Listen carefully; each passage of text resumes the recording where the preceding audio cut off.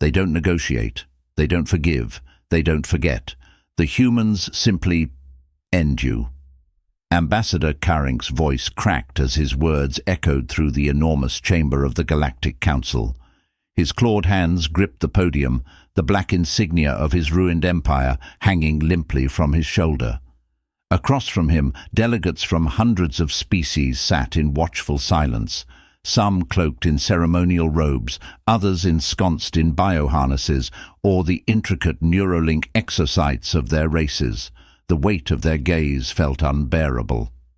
Carrink's expression twitched, his eyes flickered toward the human delegation, seated at the farthest end of the hall, 3 men in simple grey uniforms, with no banners, no markings, just the small insignia of Earth sewn on their collars, barely a signal of their identity.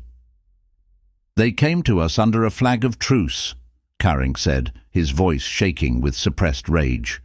"Promised peace talks. And when our council gathered to meet them, with our leaders unarmed, our cities open and exposed, do you know what they did?"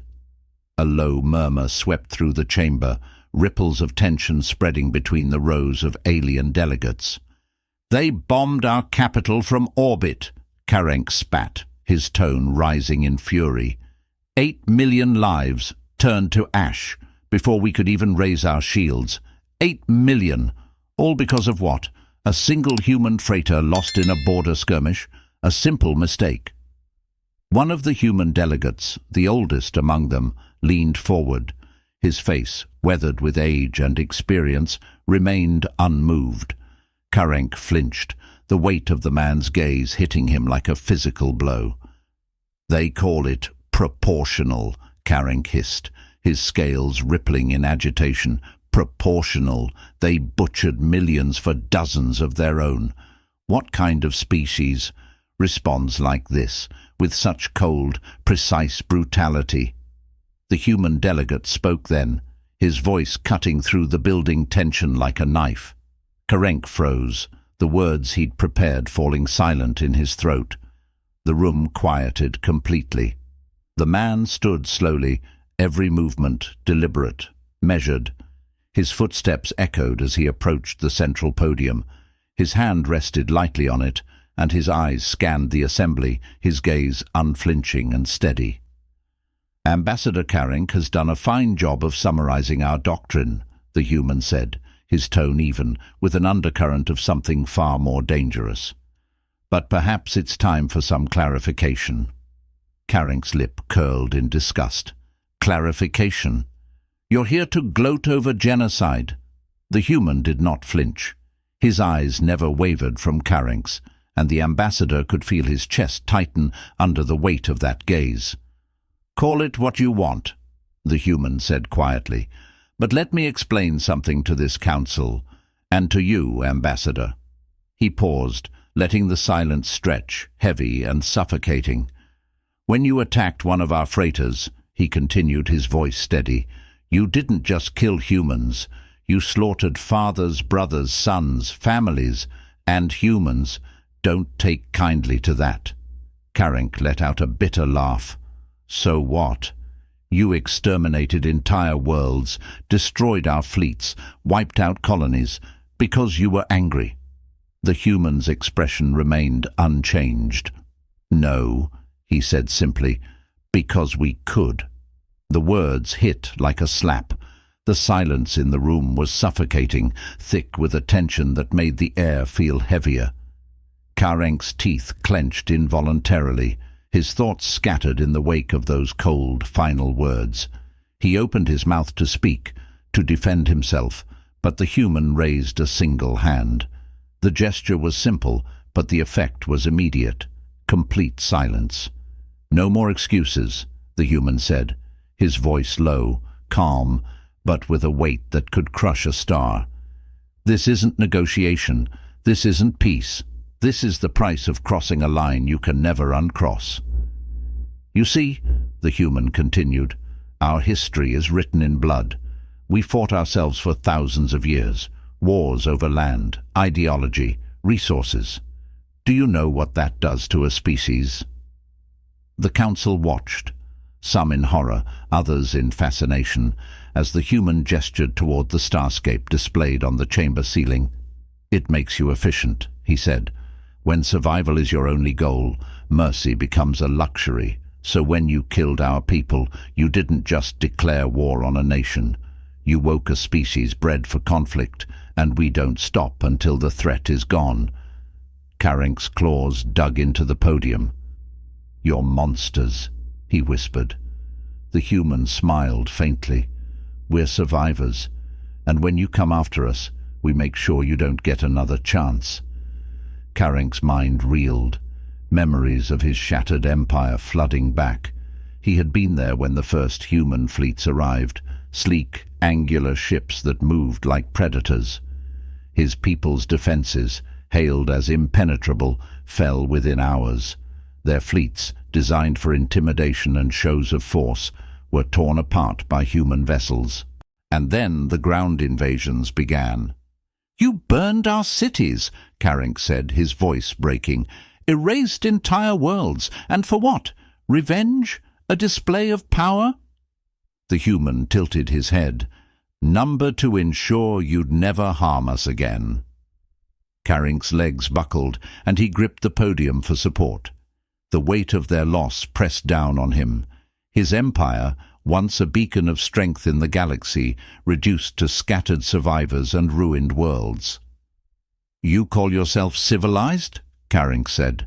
"But there's nothing civil about what you've done. You don't just fight wars, you end civilizations." The human regarded him for a long moment. "You're right," he said. "There's nothing civil about us. But you're still here, Ambassador. Your people still exist." "What's left of them?" Karen felt a flicker of anger. "You're trying to justify genocide with mercy." The human leaned closer. "No, Ambassador, I'm explaining survival." Carink's vision blurred with rage. His lips quivered as he struggled to find words. Before he could speak, the human turned back to the council. "To the rest of you," he said, "let this serve as a warning. We don't seek conflict, but we won't shy away from it. Harm our people, and you'll pay the price." The human glanced at his fellow delegates, who nodded in unison. He stepped back. Carink stared at the human delegation, his chest heaving. The room swam around him. He had come here to plead his case, to rally support against Earth's barbarity. But as he stood there, he realized the truth. The humans didn't need allies. They didn't need justification. They had already won. Carink's clawed feet clicked against the cold alloy floor as he left the podium, his mind racing. The humans had not come to debate. They had come to warn. The council chamber, once a sanctuary of negotiation, now felt suffocating. He could feel the stares of other ambassadors drilling into his back, some pitying, others silently calculating their own positions after this brutal revelation. But the humans weren't finished. As Carink retreated to his seat, another human rose. He was younger, broader, with sharp features and the faintest trace of a scar cutting across his cheek. His movements were deliberate as he stepped to the central podium, hands resting lightly on its edge. "I'm Captain Vance," he began, "commanding officer of the Hyperion. I was there when this all started." Carink flinched. That name, Hyperion, it was etched into the annals of his people's despair. The flagship of humanity's Fourth Fleet, the ship that had led the orbital bombardment of Carink's homeworld, Takra. "I was there when your fleet ambushed our freight convoy," Vance said, his eyes locking on Carink. "It wasn't a skirmish, it was an execution." Carink bristled, but he held his tongue. "They didn't just destroy the ships," Vance continued. "They broadcasted it, sent us the footage of our own people burning in vacuum. Your fleet commander even sent a message. This is what happens when humans overstep." A ripple of unease spread through the council. Carink's scales tightened involuntarily. That had been Admiral Varron's idea, a calculated move to cow the humans, to show them the futility of resistance. It was meant to break their morale. Instead, it had unleashed something far worse. "We received that message," Vance said, "and we answered." Carrink's claws dug into his seat. He remembered the hours that followed the initial strike, the sudden and overwhelming retaliation. Human ships had materialized from hyperspace in coordinated waves, bypassing perimeter defenses like they weren't even there. It wasn't a counterattack, it was a slaughter. "You killed the crews of 6 freighters," Vance said. 6 civilian ships. Do you know who was aboard those freighters? Carink didn't respond, his gaze fixed on the floor. "Farmers," Vance said. "Miners, engineers, families. You didn't attack soldiers. You attacked the people who feed soldiers. And in doing so, you made a fatal mistake." Carink's teeth clicked nervously. "We underestimated your response," he admitted. "No," Vance said, leaning forward. "You underestimated us." The silence in the chamber was oppressive. Vance straightened. "You thought humans were like you," he said. "That we'd negotiate, that we'd play by your rules. But we don't. When you target civilians, you're not just fighting a government. You're fighting all of us." Carink looked up, meeting Vance's gaze. For a moment, he thought he saw something there. Something raw, something terrifying. "It wasn't about the freighter," Carink said, his voice shaky. "It was about sending a message, a display of strength to deter future encroachments." Vance tilted his head. "And how did that work out for you?" Carink felt a surge of anger. "You annihilated my people," he snapped. "Entire worlds wiped from existence. Is that your idea of proportionality?" Vance's lips twitched in what might have been a smirk. "We don't believe in proportionality. We believe in ending threats permanently." Carink's breath caught. The words were delivered without malice, without emotion, just a simple statement of fact. "Your empire isn't the first to test us," Vance continued, addressing the council now. "And it won't be the last. But let me make this clear. When you come for us, you don't get to dictate the terms of your survival." Carink rose to his feet, his anger boiling over. "You call yourselves protectors, but you're nothing more than predators. You didn't just defeat us, you hunted us." Vance's eyes narrowed. "We protected our people. You attacked them. Everything else is just consequences." Carink's voice faltered, his rage deflating under the weight of those words. He had seen the reports, heard the screams over comms as human soldiers stormed through their cities. They didn't take prisoners. They didn't negotiate. They simply ended resistance. But what haunted him most wasn't their brutality. It was their efficiency. "They don't waste anything," Admiral Varan had said in his final transmission, his voice trembling as human ships breached his flagship's shields. "They fight like they've done this 1,000 times before, like they've already won." Carink had watched as the Admiral's transmission dissolved into static. His flagship, the pride of the Tuan fleet, gone in a flash of light.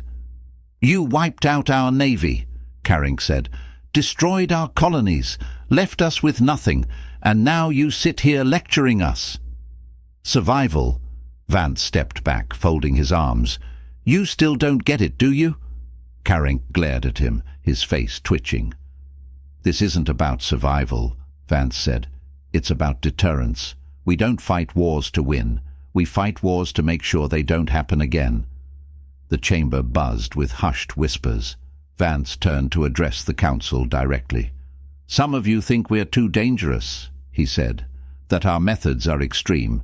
You're not wrong, but ask yourselves this. Would you rather have us as allies or enemies?" The room fell silent again. Carink's claws clenched the edge of his seat. He wanted to argue, to shout them down, but he couldn't. The humans weren't just stronger. They were smarter, faster, and they fought like nothing else in the galaxy. "Mark my words," Vance said. "This wasn't about conquest. We don't want your territory, your resources, or your subjugation. All we want is to be left alone.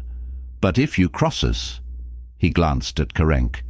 "You won't get a second chance." Karenk's scales shivered involuntarily. He had come to this council hoping to rally support against humanity, to expose their atrocities. But now, sitting in the shadow of their words, he realized something terrible. The humans didn't just win in wars, they ended them. Karenk sat motionless in his seat, his claws trembling against the smooth alloy armrests. The humans had taken their positions once more, their silence as unnerving as their words. The Galactic Council chamber remained subdued, the usual hum of quiet debate replaced with a suffocating tension. No one dared speak. Karenk's mind raced. He had underestimated them, not just their capacity for destruction, but the methodical way they had dismantled his empire. Every attack, every strike had been calculated. The humans didn't fight wars for glory. They fought to finish. His lips quivered as he turned to address the council. He had one last chance to sway them, to rally the other species against this existential threat. "Councillors," he began, "you've heard their words. You've seen their actions. This is not a species that seeks peace. They thrive on annihilation."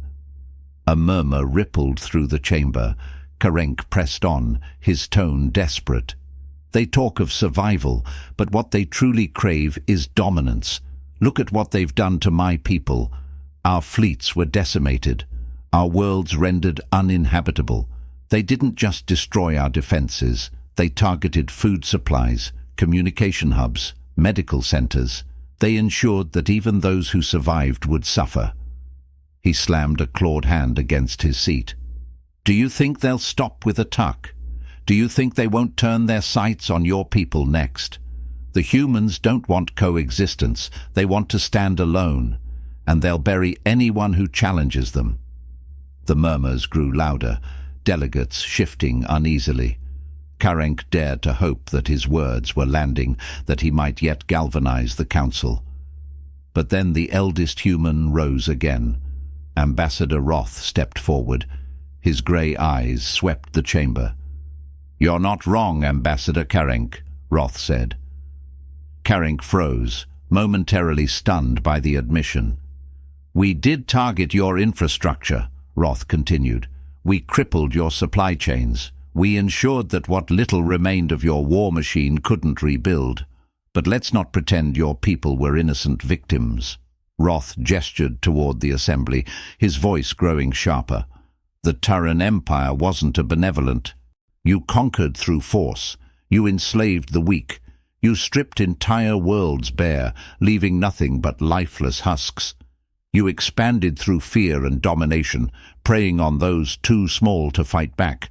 And you thought we would be just another easy target."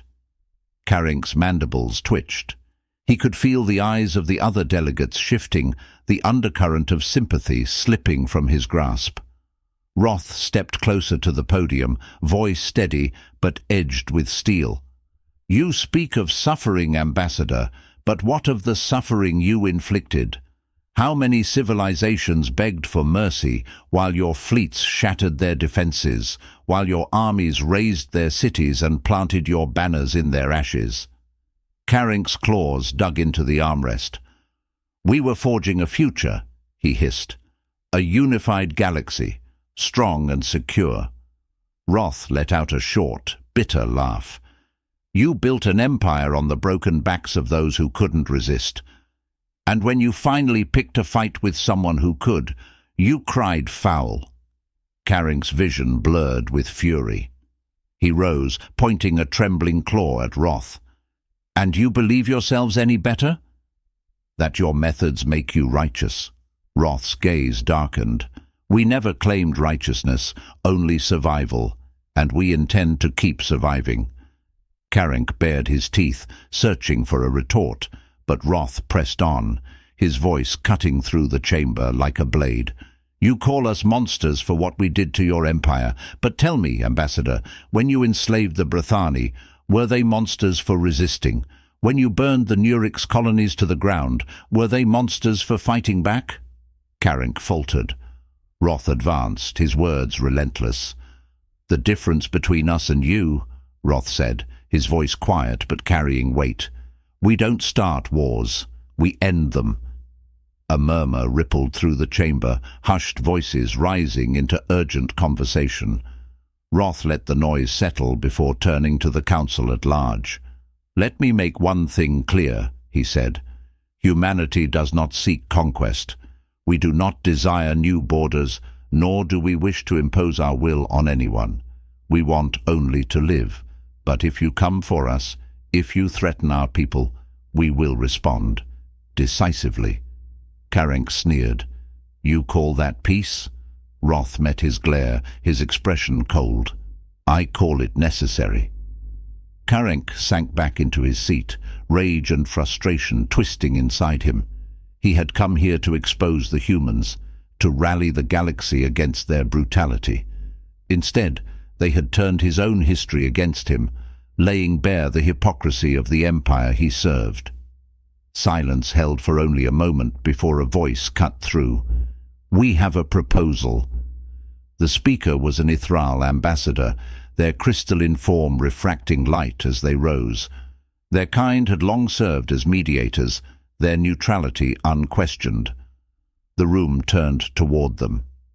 Given what has been revealed here today, the Ithral began, it is clear that both humanity and the Takran Empire have reshaped the balance of power. We propose the establishment of a new interstellar protocol to prevent future conflicts of this magnitude. Carink scoffed. A protocol? You think the humans will abide by your agreements? They respect only force. Roth's gaze snapped to him. We respect action, Ambassador. If you want our cooperation, earn it. The Ithral hesitated, their crystalline glow dimming. Nevertheless, such a protocol could provide a framework for diplomacy, a way to resolve disputes before war becomes inevitable. Carink slumped, bitterness curdling in his gut. The council would not stand against the humans. They feared them, but more than that, they respected them. Roth rose once more, facing the Ithral. We'll consider your proposal, but understand this. Our priority will always be the survival of our people. If that means breaking protocol, we will. The Ithral inclined their head, their form shimmering in acknowledgement. Carink clenched his fists. The humans had reduced his empire to ruin, yet here they stood, unbowed, dictating terms. He wanted to strike, to scream, to make them feel the agony they had inflicted. But it would change nothing. The humans didn't need allies. They didn't need approval. They were the galaxy's new apex species, and everyone knew it.